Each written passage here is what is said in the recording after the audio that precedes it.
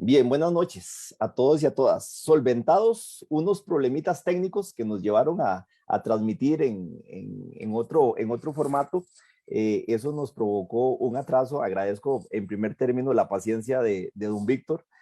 quien, pese a que hoy tuvo día de trabajo, después tuvo clases en la maestría en la Universidad de Costa Rica, hoy nos acompaña. No voy a hablar mucho porque a todos y a todas nos interesa escuchar a don Víctor. Voy a presentarlo. A don Víctor tengo el gusto de conocerlo desde los años de la facultad. Entre sus atestados, a manera de resumen, porque tiene un muy amplio currículum, he de decir que don Víctor es doctor en Derecho Constitucional por la Universidad Castilla de la Mancha de España, es coordinador de la maestría en Justicia Constitucional de la Universidad de Costa Rica, es juez contencioso administrativo, actualmente destacado en el área de amparos de legalidad del Tribunal Contencioso Administrativo, y como lo hablábamos hace algunos minutos, él me indica que es autor de varias publicaciones. Yo le decía a Víctor que tal vez la palabra varias no es la mejor, es autor de muchas publicaciones, es posiblemente una de las personas más activas publicando en temas de derecho público y en particular de derecho constitucional. Don Víctor, la gente está ansiosa de escucharlo, así que no voy a hablar más. Lo dejo con el público para que escuchamos y usted comparta sus ideas. Saludos cordiales. Muchas gracias, don Jorge. Es un placer dirigirme ante ustedes, a tu público. Es sinceramente un privilegio poder compartir estas ideas sobre las cuales he tenido la oportunidad de dedicarme,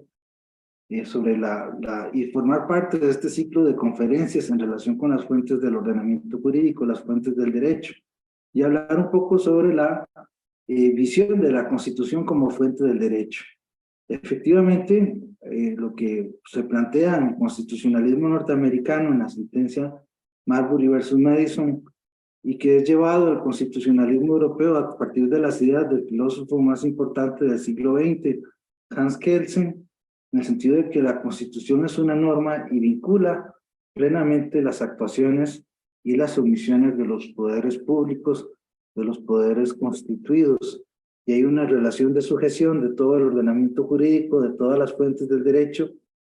en relación con la noción de la Constitución en su sentido formal y material. Vincula plenamente las actuaciones de los poderes públicos y hay una relación de sujeción y una visión, como lo vamos a ver a través del Instituto de la Interpretación Conforme.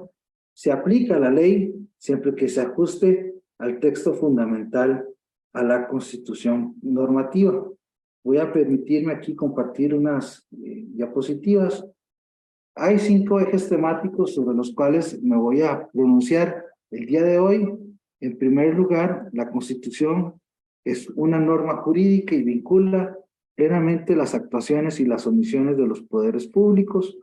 Luego, en segundo lugar, la garantía jurídica de la Constitución es una condición suficiente y necesaria de su valor normativo, es decir, no se puede entender ese carácter normativo de la Constitución, esa posición de la Constitución como fuente del derecho, si no goza de una garantía jurídica, ya sea que se encomiende ese control de constitucionalidad, esa justicia constitucional al juez ordinario, caso del modelo norteamericano, o a un juez constitucional especializado, caso del constitucionalismo europeo de la primera posguerra, ¿verdad? Como se plasmó en el Tribunal Constitucional de Austria y Checoslovaquia en 1920, tras las ideas de Hans Kelsen y que fueron luego reiteradas por la Constitución Española de 1931, la Constitución Republicana, y luego con la Ley Fundamental de Bonn en 1949 y la Constitución Italiana de 1948, con sus respectivos tribunales constitucionales. Luego la Constitución de la Quinta República de Francia de 1958 y luego en la década de los 70 recordar cómo tras la caída de sendos regímenes dictatoriales se impone la Constitución normativa que se caracteriza por la constitucionalización de todo el ordenamiento jurídico, en el caso portugués, caso de Grecia y el caso del Tribunal Constitucional Español en relación con la Constitución Española de 1978. Bueno, en cuanto a la interpretación conforme, recordar que la ley goza de una especial dignidad democrática porque es emitida por el legislador democrático, y la ley también, hay un principio de presunción de constitucionalidad de las leyes, razón por la cual el juez ordinario, al resolver con autoridad de cosa juzgada formal y material un conflicto de intereses, aplica la ley, pero siempre que se ajuste, se adecue a la Constitución, de tal forma que aplica ambos tipos de normativa. La ley, en un primer momento, siempre que se ajuste o se adecue al derecho de la Constitución, al derecho de la Constitución. En ese escenario, mediante el Instituto de la Interpretación Conforme, el juez ordinario lo que hace es, lo que hace el juez ordinario es armonizar o desechar todas aquellas voces de la ley que son incompatibles frente a la Constitución, de tal forma de que si la ley es manifiestamente inconstitucional y no es susceptible de una interpretación conforme, debe, en el marco de un sistema concentrado como el español, el alemán o el italiano, plantear la cuestión de inconstitucionalidad, plantear el control concreto en el sistema del Tribunal Constitucional Español, o plantear la cuestión de la vía incidental ante la Corte Constitucional Italiana para que sea el supremo intérprete de la Constitución quien determine finalmente la posición de la Constitución como fuente del derecho y su vinculación en relación con todo el ordenamiento infraconstitucional. Luego tenemos, muy importante, en el contexto del siglo XXI, recordar, dice, por ejemplo, decía Zagrebelsky que el siglo XIX es el siglo de los parlamentos, el siglo XX es el de la justicia constitucional, y ahora dice Ferrer MacGregor que el siglo XXI es el de la justicia convencional, teniendo en cuenta la obligación de los jueces ordinarios y de la justicia constitucional en cada país de aplicar, tras la sentencia de la Corte Interamericana, en el caso Almonacid Arellano versus Chile, aplicar el Corpus Juris Interamericano, aplicar el control de convencionalidad, de tal forma que en caso de duda, ha dicho la Sala Constitucional en la década de los 90, en una línea jurisprudencial expansiva que nace en 1990 con la declaratoria de inconstitucionalidad del artículo 240 de la Ley Orgánica del Poder Judicial, que le prohibía a un funcionario judicial condenado por el delito de homicidio su derecho a la jubilación. Luego la famosa sentencia hombre-mujer, el caso Roger Ajún, la sentencia sobre el Estatuto de Roma de la Corte Penal Internacional en el año 2000, donde finalmente dice la Sala Constitucional que en materia de derechos humanos no se aplica el artículo 7 de la Constitución que le confiere a los instrumentos internacionales en cualquier materia valor superior a la ley, sino que en materia de derechos humanos aplicamos el artículo 48, de tal forma que todos los instrumentos internacionales en materia de derechos humanos, aunque no hayan sido incorporados por la vía prevista para la recepción de tratados internacionales, son vinculantes en el país y forman parte de un soft law en materia de derechos humanos y de un parámetro de regularidad constitucional y convencional que es el que utiliza en nuestro contexto el juez constitucional para determinar la armonización de la ley en relación con el derecho de la Constitución, en relación con este parámetro de regularidad constitucional y convencional. De tal forma que en caso de duda entre la ley, entre la Constitución y un instrumento internacional en materia de derechos humanos, en virtud del principio pro persona, aplicamos aquella fuente del derecho que sea, en virtud del principio pro homine, más benigna o más protectora de los derechos humanos que son inherentes a cada ser humano viviente, ¿verdad? Todo ser humano viviente está dotado de dignidad, que es un atributo que se adscribe a todo ser humano viviente y por tanto es titular de derechos humanos, es titular de derechos fundamentales. Este tema de la constitucionalización de los derechos humanos y su utilización como fuente del derecho no es un fenómeno exclusivo del constitucionalismo costarricense del siglo XX, finales del siglo XX, sino que es compartido por todos los países del sistema interamericano. Se habla de un rasgo básico del constitucionalismo latinoamericano, este proceso de constitucionalización de los derechos humanos. Entonces encontramos constituciones y sentencias de salas, cortes y tribunales constitucionales latinoamericanos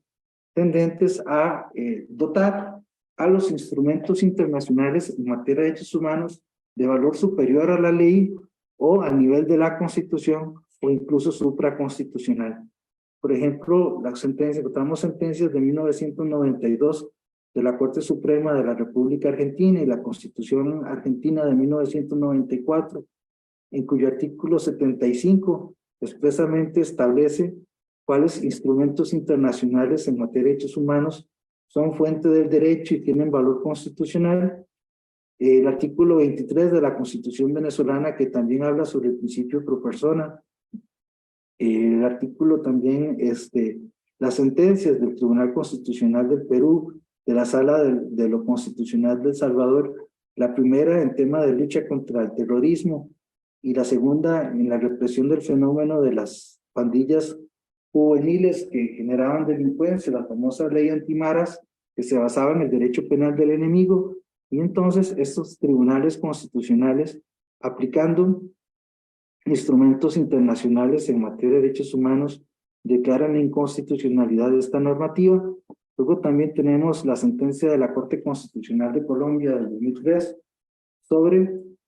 los derechos de la víctima y la acción de revisión sobre sentencias penales pasadas por autoridad de cosa juzgada formal y material cuando se sospeche que ha habido violaciones de los derechos humanos y del derecho internacional humanitario. Además, otra sentencia relevante es un supuesto de inconvencionalidad por omisión. En el caso de la República Dominicana, la sentencia de la Corte Suprema Dominicana de 1999, en donde ante la inexistencia en el sistema dominicano de un procedimiento sumario y específico para la defensa de los derechos y expedito, aplicó directamente en una sentencia a la Corte Suprema Dominicana el artículo 25 de la Convención Americana y reguló expresamente el recurso de amparo. Repito, un supuesto de inconvencionalidad por omisión. Luego otra sentencia relevante, por ejemplo, la constitución del Tribunal Constitucional de Bolivia sobre el principio de unidad de la jurisdicción y los límites a la jurisdicción militar, donde establece la Corte Constitucional Boliviana algunos estándares que previamente habían sido desarrollados por la Corte Interamericana en relación con la justicia militar, en el sentido que la violación de los derechos humanos cometidas por militares deben ser juzgados en el fuero civil y bajo ningún motivo los civiles pueden ser juzgados en el fuero castrense, ¿verdad? Entonces, como les digo, encontramos dentro de este fenómeno de constitucionalización de los derechos humanos uno de los rasgos básicos del constitucionalismo latinoamericano. Entonces se posiciona la Constitución como norma, como fuente del derecho, y posiciona también dentro de su aspecto específico el catálogo de derechos, no solamente los contemplados formalmente en el texto de la Constitución, sino de manera material, que incluye dentro de ese parámetro de regularidad constitucional a los instrumentos internacionales en materia de derechos humanos, y en el caso particular costarricense a todo el soft law en materia de derechos humanos. Inclusive la jurisprudencia más reciente de la sala es contesta en aplicar a la hora de resolver los recursos de amparo y las acciones de inconstitucionalidad, entre otros procesos de garantía de la Constitución y su fuerza normativa, aplicar los instrumentos internacionales en materia de derechos humanos. Por ejemplo, diversas resoluciones de la Asamblea General de las Naciones Unidas en materia de medio ambiente sano y ecológicamente equilibrado, o bien las reglas mínimas de las Naciones Unidas para el tratamiento de los privados de libertad y el conocido principio de separación entre indiciados y sentenciados, o bien resoluciones de 1981 en relación con la libertad religiosa, ¿verdad? Y entonces aplica la Sala Constitucional este soft law en materia de derechos humanos y lo incluye como fuente del derecho, no solamente la Constitución en sentido formal, sino el derecho de la Constitución, ese parámetro de regularidad constitucional y convencional, y es fuente del ordenamiento jurídico en el marco de la implementación, un principio de constitucionalización de todos los derechos humanos. Finalmente, la Constitución no solo es norma, sino también es suprema, Y uno de los mayores alcances del principio de supremacía de la Constitución es la posibilidad de controlar no solamente los actos positivos de las autoridades públicas que violan la Constitución política, el texto fundamental, sino también las omisiones.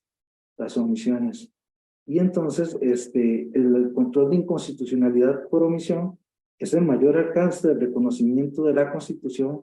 y su fuerza normativa como fuente del derecho. De tal forma que dice, por ejemplo, la doctrina que da nuestro Pedro Sagüez en Argentina, Víctor Bazán también en Argentina, o Gerardo Beto en Perú, o Ignacio Villaverde Menéndez en España, catalogan el control de inconstitucionalidad por omisión como el control sobre los silencios, las omisiones, la inercia del legislador durante un periodo excesivamente largo de desarrollar aquellos mandatos constitucionales del texto fundamental que precisan justamente de un desarrollo normativo ulterior para gozar de eficacia plena, De tal forma que el control de inconstitucionalidad por omisión se despliega en el derecho comparado, caso italiano, caso español, en relación con las omisiones relativas que tienen que ver con afectaciones del principio de igualdad, o bien en el caso portugués, en el caso brasileño, en el caso mexicano, en el caso dominicano, en relación con las omisiones absolutas, en cuya virtud hay una ausencia total de desarrollo del mandato constitucional de ejecución diferida. Entonces, en estos supuestos, mediante una sentencia exhortativa, el Tribunal Constitucional le ordena al legislador a desarrollar ese mandato constitucional. En el caso costarricense es emblemática la sentencia de la Sala Constitucional redactada por el magistrado Ernesto Ginesta en el 2005, en donde se reforman los artículos 102 y 105 de la Constitución para introducir mecanismos de democracia directa, y esta reforma estaba supeditada al desarrollo legislativo. Este desarrollo legislativo no se produce. El defensor de los habitantes plantea una acción de inconstitucionalidad por omisión y la Sala Constitucional declara la existencia de esa omisión absoluta y le establece un plazo, le fija un plazo al legislador de 6 meses, si bien recuerdo, para desarrollar ese mandato constitucional de ejecución diferida, y finalmente así se produjo, y hoy en día la ley desarrolla, por ejemplo, la aplicación de los institutos del referéndum, entre otros, ¿verdad? Mecanismos de democracia semidirecta.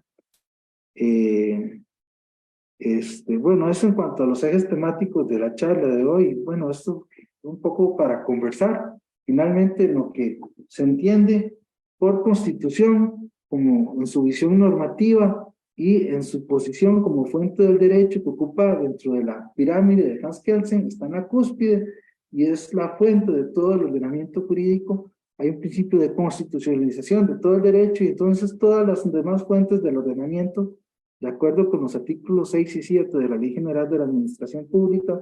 tienen que adecuarse a la Constitución, tienen que adecuarse al texto fundamental.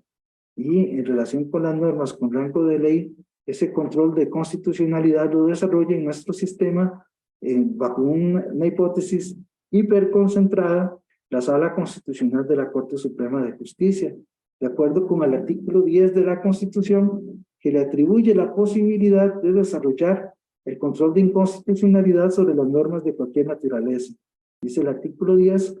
y el artículo 48, que le atribuye a la Sala Constitucional el conocimiento de los recursos de amparo. En este sentido, tenemos que reconocer que la tutela de los derechos fundamentales no es exclusiva de la Sala Constitucional, sino que todos los jueces ordinarios participan de la defensa de los derechos. En este sentido, ha dicho el Tribunal Constitucional Español que la defensa de los derechos fundamentales es un tema que corresponde a la justicia ordinaria. En primer lugar, los primeros defensores de los derechos humanos son los tribunales ordinarios. Dice la filósofa la catedrática de Filosofía del Derecho de la Universidad de Castilla-La Mancha, doña Marina Gascón, que la suerte de los derechos fundamentales se juega en el ámbito de la justicia ordinaria, se juega en el ámbito de la justicia ordinaria. De tal forma que cuando un juez penal, por ejemplo, le impone una sentencia privativa de libertad a una persona o le impone una medida cautelar de la prisión preventiva, restringe la libertad personal de ese individuo, de ese particular, o piénsense también en un contencioso ambiental que tiene que ver con el artículo 50 de la Constitución,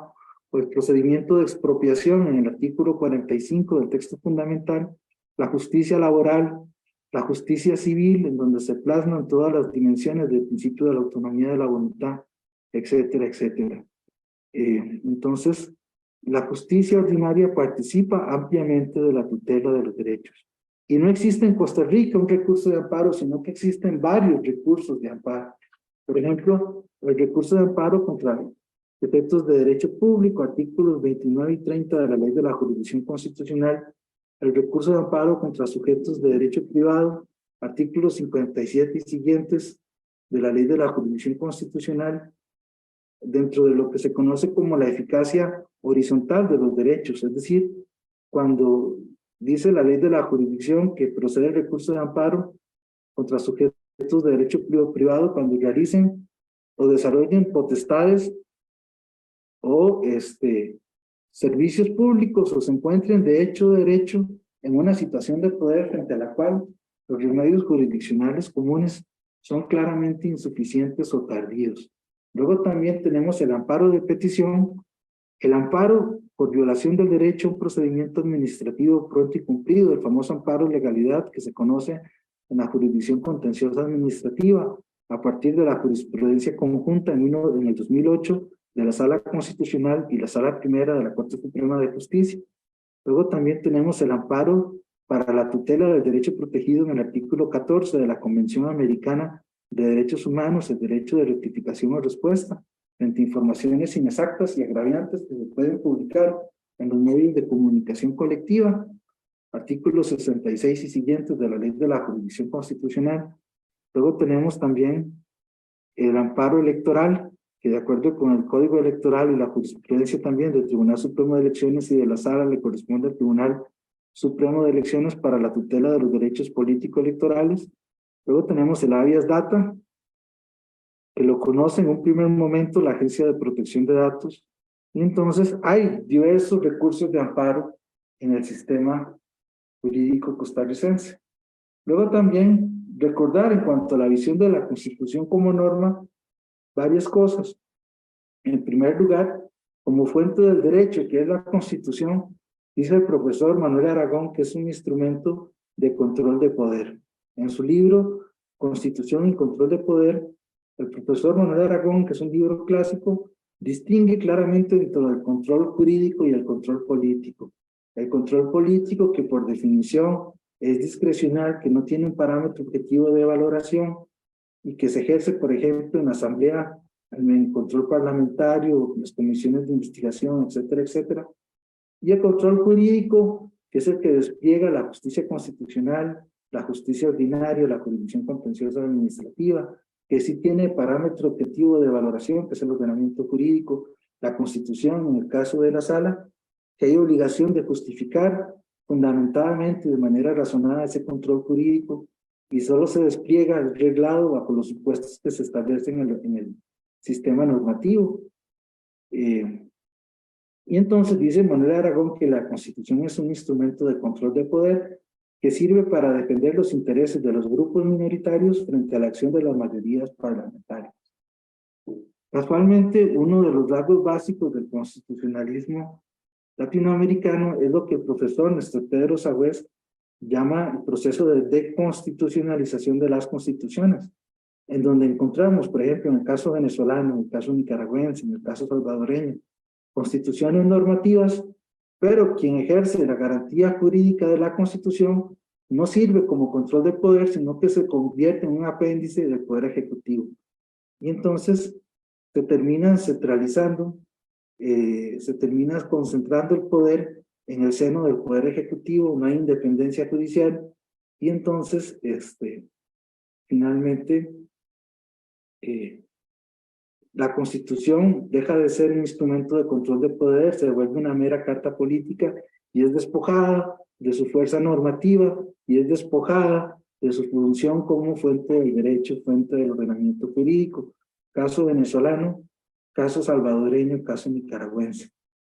Luego también hay que tener en cuenta, y ya para ir cerrando mi exposición, un poco lo que desarrollaba el profesor Ernesto Garzón Valdés con el famoso concepto del coto vedado. El coto vedado, dice el profesor Garzón Valdés, es el puente conceptual que vincula la dignidad con la democracia. Dice Garzón Valdés que un sistema democrático no puede funcionar a la libre, porque si no degenera en una tiranía de las mayorías y se termina por violar la dignidad de las personas, quienes son utilizadas como meros medios o como meros instrumentos, ¿verdad? En función de los intereses de la clase políticamente dominante. Y entonces, dice Garzón Valdés,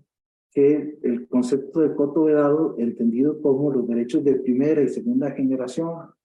proclamados en las constituciones y susceptibles de una tutela jurídica imparcial e independiente, es el puente conceptual,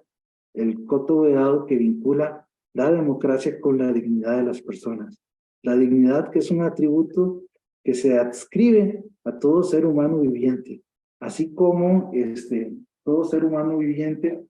está dotado de dignidad, está dotado de derechos fundamentales, con independencia de su estado físico o mental, de su edad, etcétera. Todo ser humano viviente es titular de dignidad y por tanto derechos fundamentales, y solo pierde esos derechos fundamentales y pierde su dignidad cuando fallece. Dice el profesor Garzón Valdés que los muertos, las personas fallecidas, tienen lo que se conoce como un moral standing, que son relevantes para los vivos, pero no tienen dignidad y por tanto no tienen derechos humanos. Dice el profesor Garzón Valdés que tienen el mismo valor que las piedras que los cubren. Pues, tienen el mismo valor que las piedras que los cubren. En todo caso, lo que quiero rescatar en todo momento es que esos derechos de primera y segunda generación se plasman en la parte dogmática de la Constitución como fuente del derecho y sirve de control de poder frente a las omisiones y las acciones de los poderes públicos. Luego, en la Declaración Francesa de 1789, se dice algo muy importante, que es que una Constitución que no proclama, por un lado, que no contiene un catálogo de derechos y no proclama, por el otro, regula la distribución del ejercicio del poder entre los órganos constitucionales del Estado, carece de constitución. Y en ese escenario es muy relevante lo que hizo el Consejo Constitucional francés en relación con la Constitución de la Quinta República de 1958, cuando se emite esa Constitución de la Quinta República, pero que era una Constitución netamente orgánica que carecía de un catálogo de derechos fundamentales. Entonces, ante la existencia de ese vacío normativo, el Consejo Constitucional francés le da valor normativo, ese valor normativo le da valor jurídico al preámbulo de la Constitución de 1958 y con ello a la Declaración Francesa de los Derechos del Hombre y del Ciudadano de 1789 para dotar a esa Constitución normativa de un catálogo de derechos individuales, y le da valor normativo también, los incluye dentro del bloque de constitucionalidad, como lo llamaría la doctrina francesa más adelante,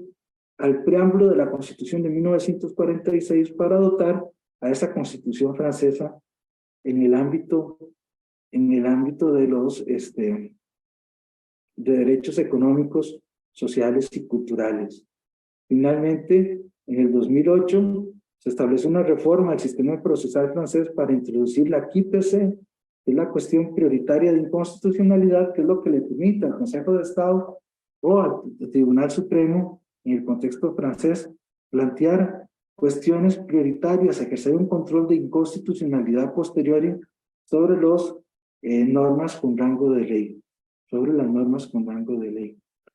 Pues bien, esta visión de la Constitución como norma es un aporte del constitucionalismo norteamericano y de las ideas que se plasman en 1803 en el caso Marbury versus Madison.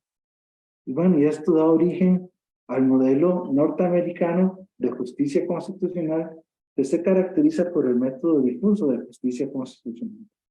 Luego, en el siglo XX, tras la Primera Guerra Mundial, se implementan, como les decía, la visión de la constitución normativa como fuente del derecho en el contexto europeo, con el Tribunal Constitucional de Checoslovaquia en 1920 y el Tribunal Constitucional austriaco de esa época. En el contexto iberoamericano nace un sistema mixto de justicia constitucional, ¿verdad? Y actualmente se habla de una aproximación de los modelos de justicia constitucional.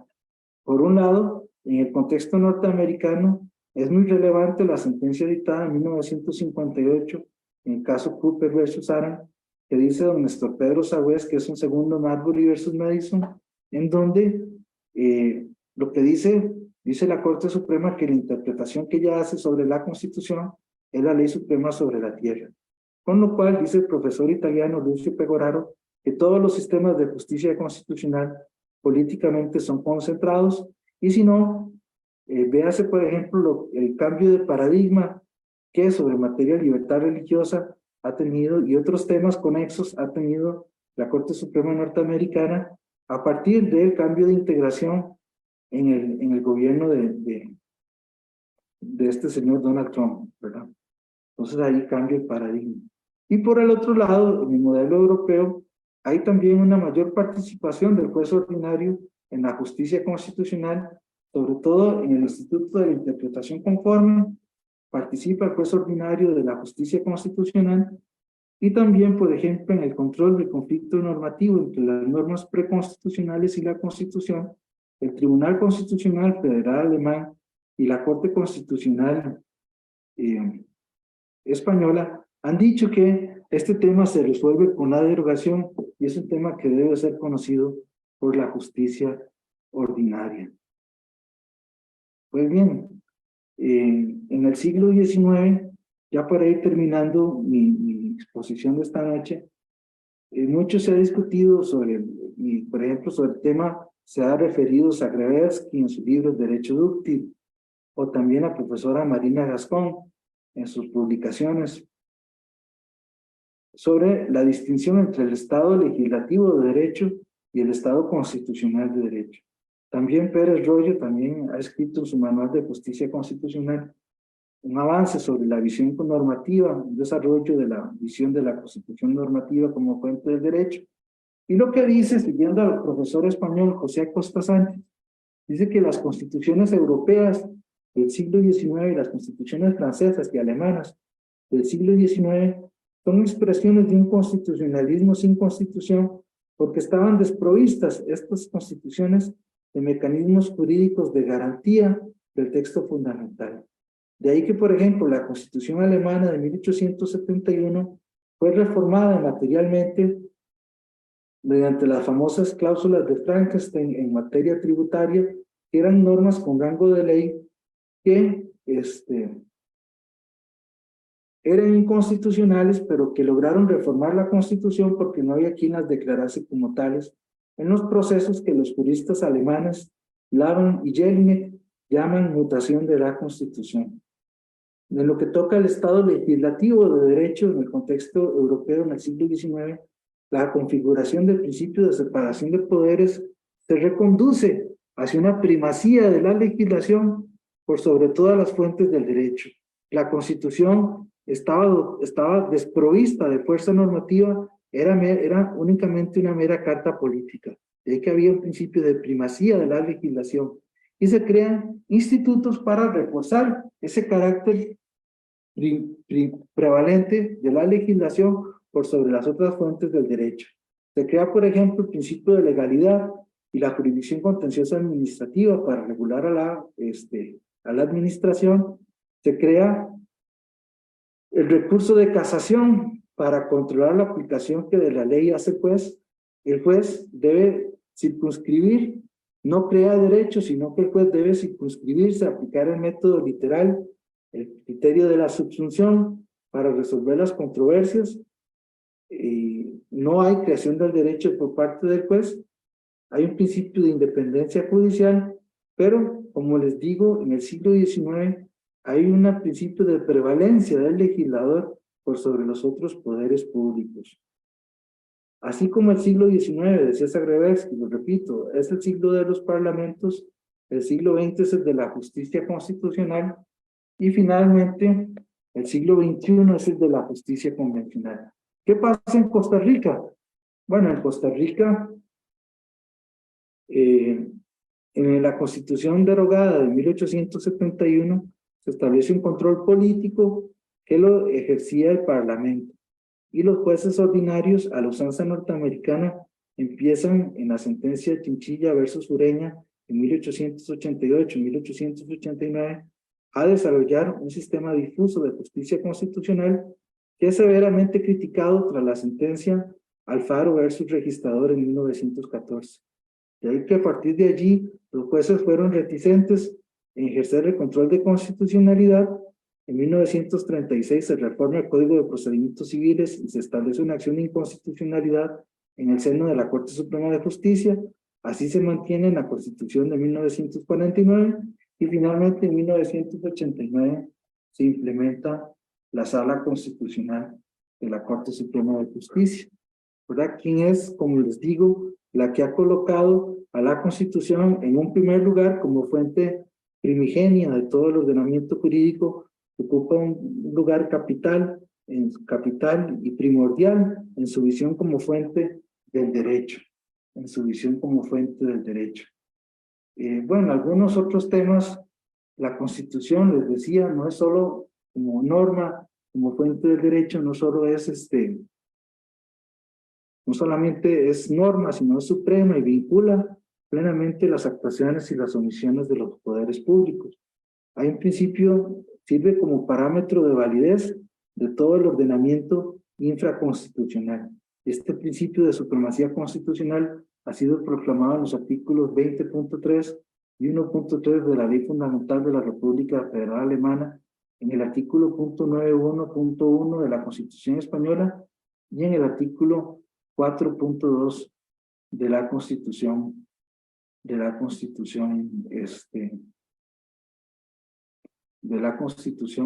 los Estados Unidos de América. Ya para terminar, quiero referirme sobre la polémica que se dio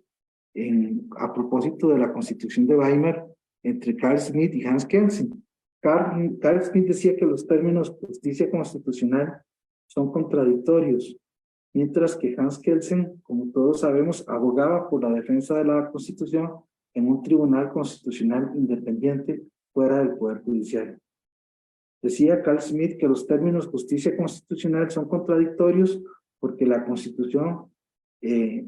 es más política que norma y los conflictos jurídicos no son tales, sino que son conflictos políticos, por lo tanto deben ser resueltos por el jefe del Reich, por el jefe del Imperio Alemán. Al final, la historia le dio la razón a Kelsen, pero todavía hoy persisten, por ejemplo, las voces tendentes a criticar, por ejemplo, la objeción contramayoritaria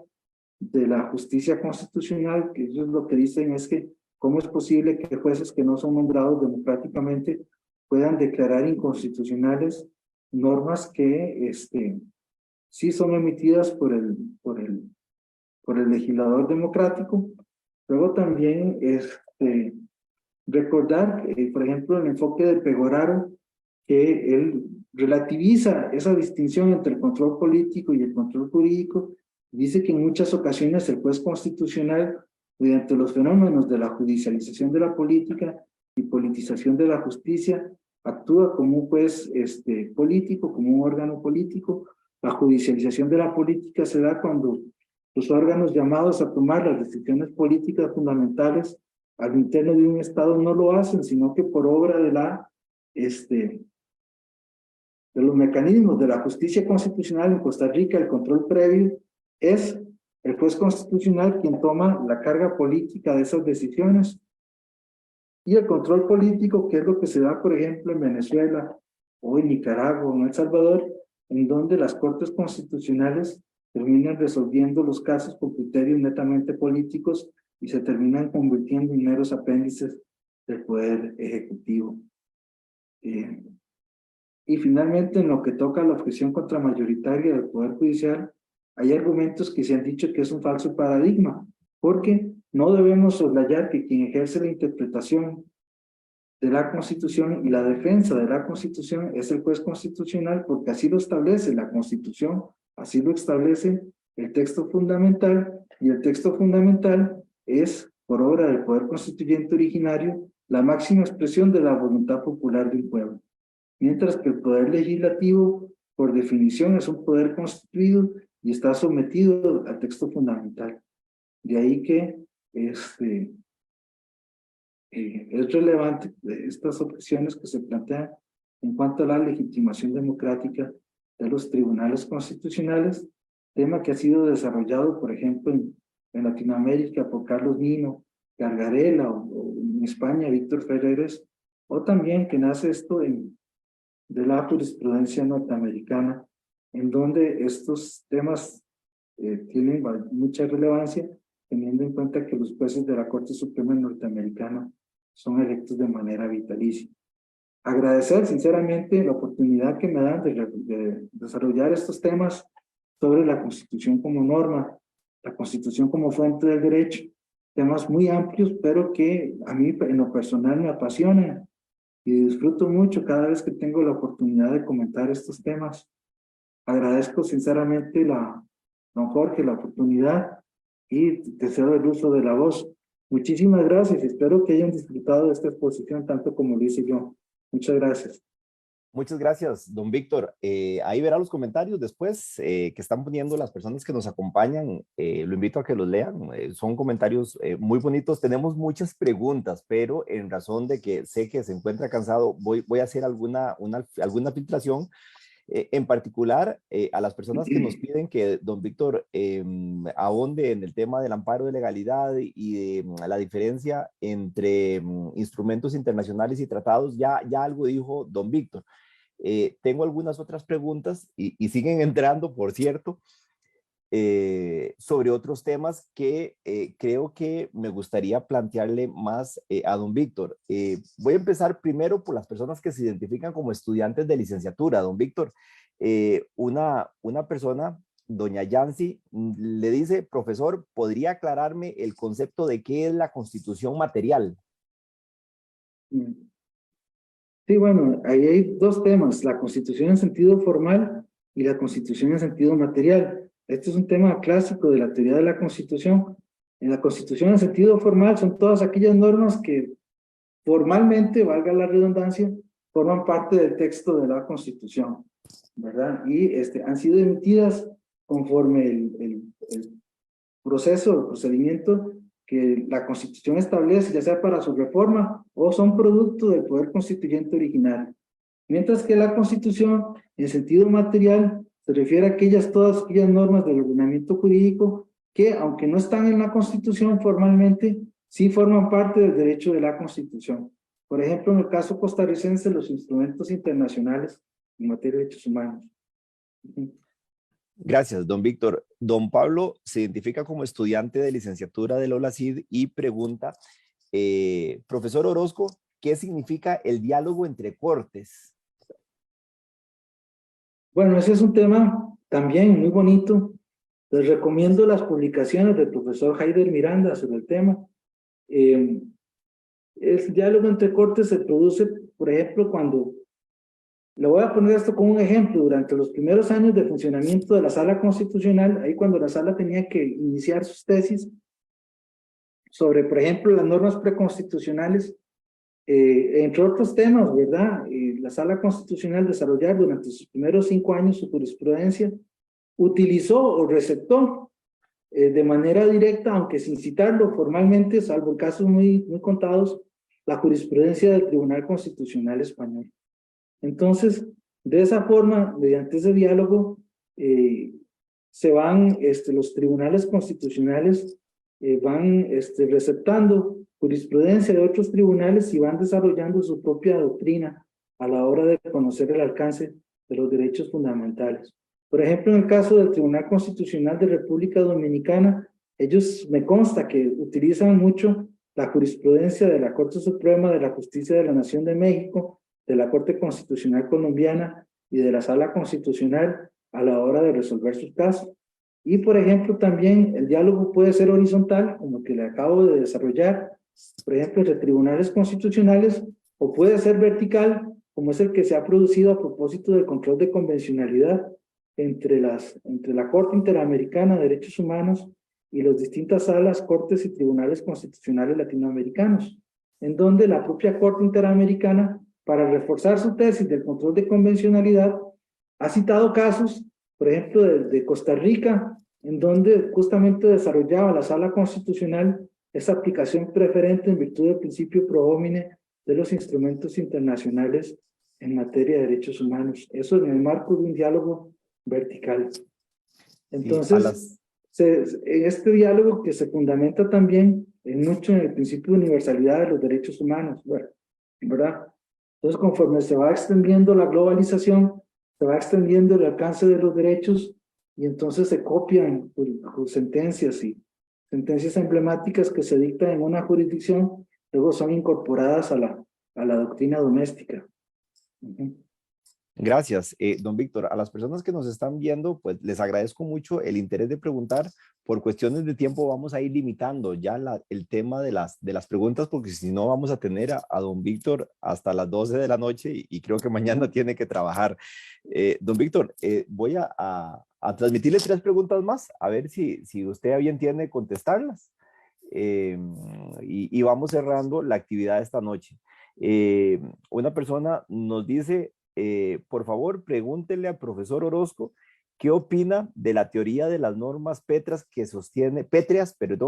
la Sala Constitucional. ¿No es esto el gobierno de los muertos sobre los vivos?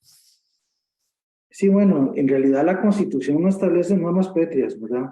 Las normas pétreas, por ejemplo, que están previstas en la Constitución alemana, en el artículo 79.3, en relación con el valor de la dignidad y otros principios del constitucionalismo alemán. Por ejemplo, la forma republicana de gobierno en Italia y en Francia constituyen cláusulas pétreas. En Costa Rica no. En Costa Rica la Constitución establece en 195 y 196 dos procedimientos para la modificación parcial y la modificación total. Lo que pasa es que la Sala Constitucional en la sentencia de la reelección presidencial dijo que los derechos humanos constituyen un límite implícito al poder de reforma de la Constitución, ¿verdad? Entonces, pese a que la Constitución no establece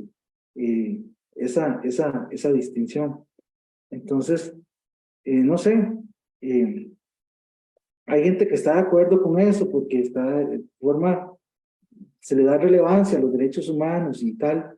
pero efectivamente, como usted bien lo menciona, lo cierto es que la Constitución no establece, la Constitución costarricense, como la Constitución española, no establece cláusulas pétreas, sino que establece dos procedimientos, uno para la reforma parcial y otro para la reforma total.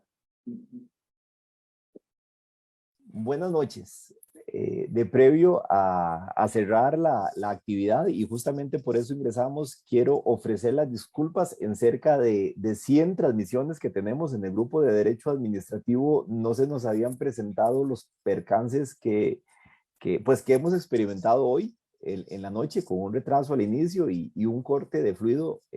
ya que escapa completamente a las posibilidades de los administradores del grupo.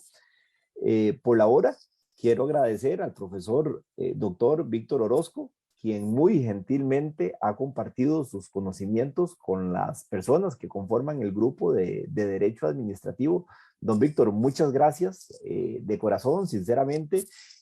Una ponencia muy útil. En los próximos días le haremos llegar el certificado que acredita su participación en este evento y que además es una muestra de nuestro agradecimiento. No sé si tiene algunas palabras de cierre, don Víctor.